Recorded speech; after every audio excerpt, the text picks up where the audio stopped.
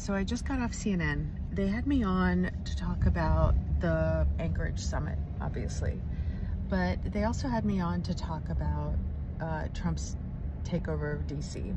And I'm really glad they did, because to me, the way they talked about it was so very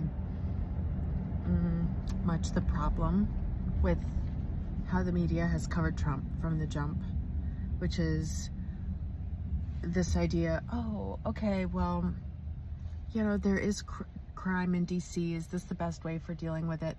Luckily, Jeff Zeleny, who was hosting today, asked, you know, is this really about fighting crime? Is this, you know, what does this, Julia, remind you of? Knowing what I was going to say, given my background. We talked about the governors of South Carolina and West Virginia and some other Republican states sending National Guard troops to DC, which, by the way, is outside my window and is just absolutely lovely and fine. There's nothing wrong with DC, okay? This is not about crime in DC. There is crime in West Virginia. There's crime in South Carolina. There's crime everywhere there's humans. That's just how it works. And this is not about crime. This is about the fact that, one, DC has always hated Trump. In 2016, 96% of DC voted for Hillary Clinton against Trump. The figures were similar in 2020 and 2024. The city hates Trump, and he has hated it back and has wanted to break its back from the very beginning. That's one of the things that this is about. The second thing this is about is obviously manufacturing a crisis in order to seize more power for himself. So if it wasn't big balls, it would have been something else. This is like the Reichstag fire.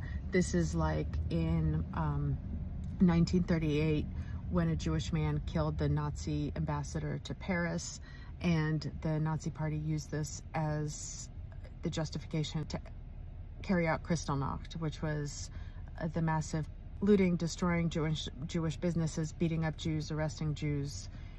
And if that guy hadn't killed the German ambassador to France, guess what? Something else would have happened, or they would have manufactured a crisis to do that. Same thing here. If it wasn't big balls getting beaten up in DC, it would have been something else, okay? The third thing is that this is just another example of Trump's culture war as policy. This is about the MAGA movement villainizing cities, in part because they are Democratic strongholds, in part because they are racially diverse, because gay people live here, because trans people live here, and because the people who live here largely support those things and choose to live in environments that are cosmopolitan and globalist. And so much about the MAGA movement has been about vilifying cities and being scared of them, and about all these scary things that happen here. And you know, as opposed to small town rural America, try that in a small town bullshit, right? About how much better life there is, where men are men and women are women, and women stay home and the men are in charge, right? It reminds me of, every year I go to the Munich Security Conference, and the first time I went, I got in a day early to get over the jet lag, help myself adjust, etc., before the conference started, so I wasn't just completely cracked out on jet lag and flying the first day. And I used that extra day that I had to go to the Nazi Museum in Munich. Munich was where the Nazi Party got its start. It was where the original Nazi headquarters were. They were destroyed in World War II, and in that spot they built a museum dedicated to documenting how the Nazis came to power and how they got such popular support.